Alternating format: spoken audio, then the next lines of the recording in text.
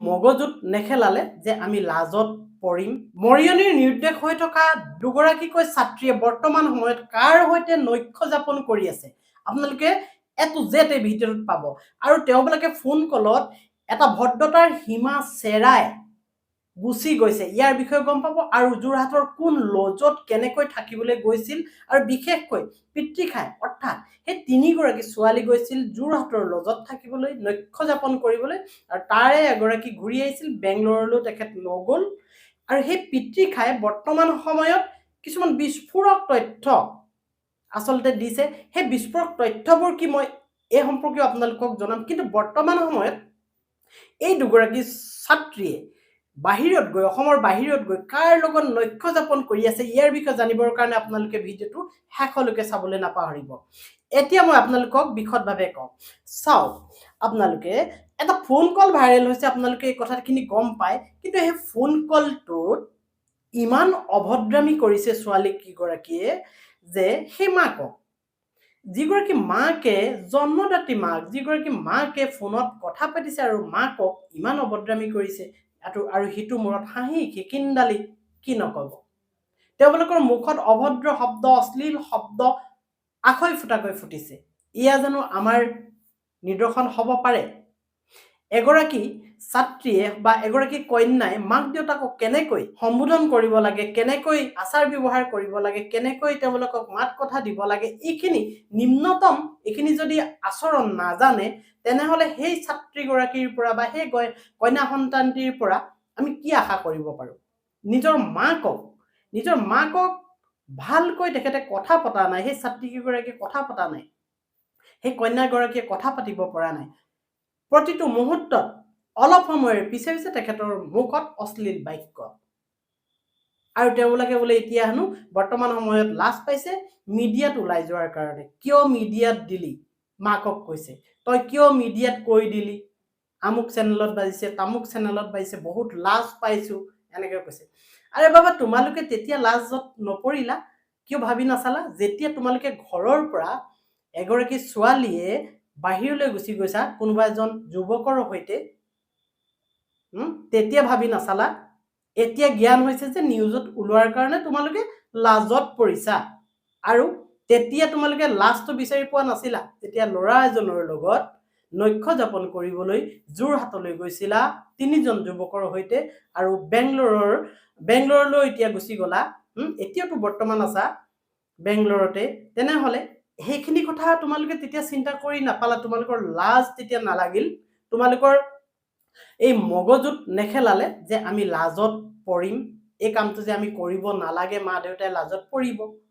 তোমালোকে নিজৰ লাজে চিনি নোপোৱা, মা দেউতাৰ লাজ ক'ত চিনি পাবা? নহয়নে? তাৰপিছত চাওক ৰাইজ, তেওঁবিলাকে প্ৰথমতে ফটো মাৰিবলৈ বুলি গুচি গ'ল মৰিয়নিৰ পৰা যোৰহাটলৈ যাওঁতে তাত তিনিজন যুৱক আছিল আৰু তিনিগৰাকী ছোৱালী আছিল।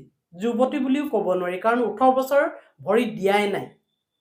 গতিকে তাত গৈ তেওঁবিলাকে লজ লৈছিলে আৰু যেতিয়া সেই লজত তেওঁলোকে নাথাকিলে এগৰাকীয়ে অপ'জ কৰাৰ পিছত তেওঁ ঘৰলৈ গুচি আহিল।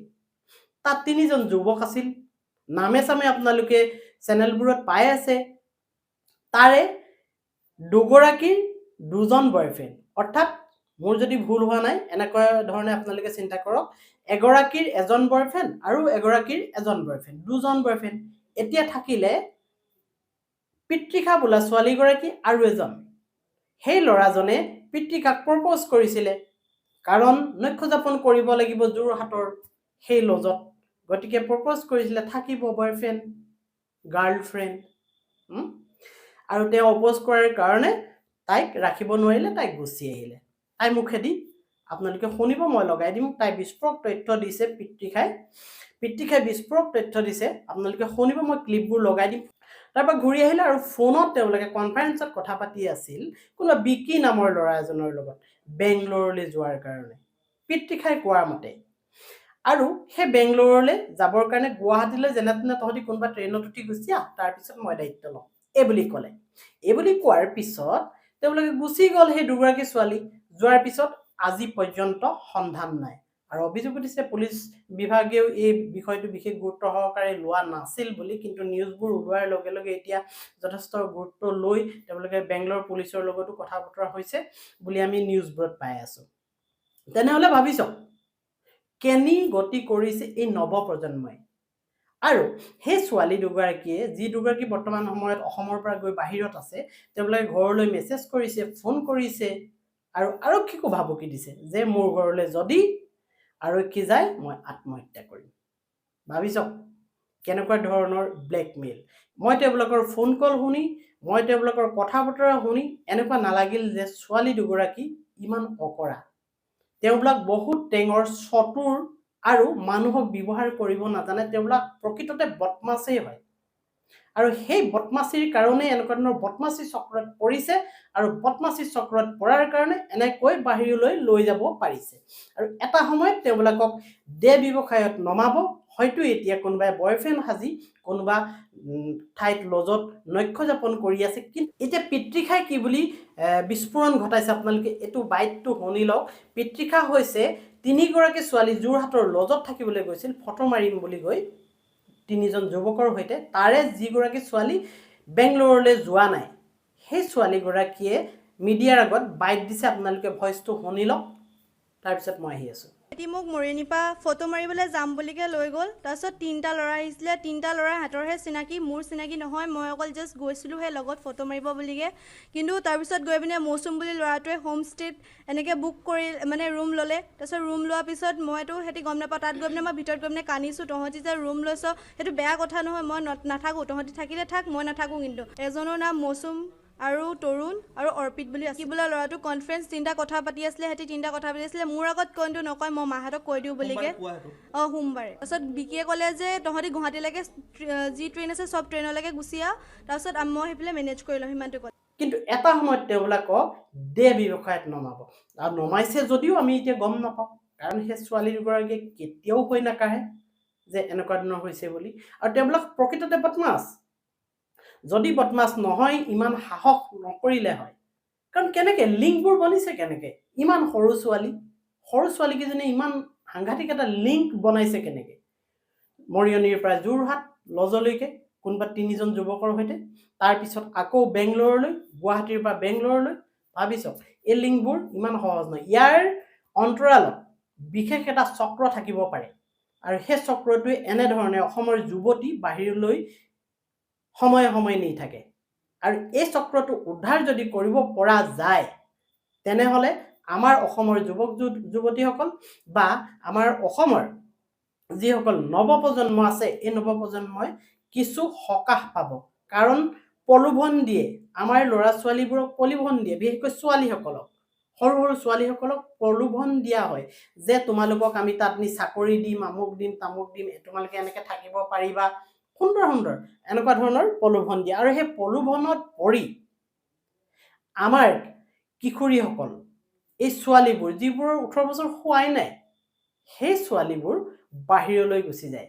আৰু বাহিৰত গৈ তেওঁলোকে বৰ্তমান প্ৰথম কেইদিনত গম নাপায় কি এটা যান্ত্ৰণাত ভুগিব, কিন্তু লাহে লাহে এটা সময় আহিব তেওঁলোকে চকুৰ পানীৰে বাট নেদেখিব। ইমানে কৈ থৈছোঁ, চকুৰ পানীৰে বাট নেদেখিব। নিজৰ জীৱনটোতো ধ্বংস হ'লেই, লগতে ঘৰখনকো দুখ দিছে তেওঁলোকে। এই এগৰাকী ছোৱালীৰ ভৱিষ্যত এনেকৈ নহয়। আমি এখন সমাজত আছোঁ, এটা পৰম্পৰাগতভাৱে আমি চলি আছোঁ, কিমান সন্মান দিওঁ এইটো অসমৰ পৰম্পৰা, অসমৰ সংস্কৃতিয়ে কয়, আমি সকলোৱে জানো। কিন্তু ইয়াৰে এচাম এনেকুৱা ধৰণৰ বেয়া মানুহ আছে যিখিনিয়ে এনেকৈ ছোৱালীসকলক প্ৰলোভন দি বাহিৰলৈ নি বেয়া অসৎ কাৰ্য লিপ্ত কৰায়। গতিকে আমাৰ প্ৰশাসন হওক, আমাৰ ৰাইজ হওক, আমাৰ অভিভাৱক হওক, আমাৰ সকলো সচেতন হ'ব লাগে। এই ক্ষেত্ৰত ল'ৰা ছোৱালীক ইমান ওপৰলৈ যাবলৈ দিবই নালাগে। তেওঁলোকক সৰুৰে পৰাই বুজাব লাগে যে এইটো ভাল আৰু এইটো বেয়া, বেয়াটো সদায় বেয়া বুলিয়ে দেখাব লাগে।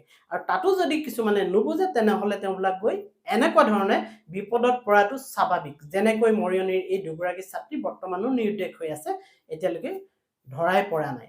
ঠিক আছে দিয়ক, এইখিনি আছিল মূল কথা। বেলেগ এটা দিনত বেলেগ এটা ভিডিঅ'লৈ মই আকৌ আহিম আপোনালোকৰ ওচৰলৈ। আজিলৈ বাই বাই।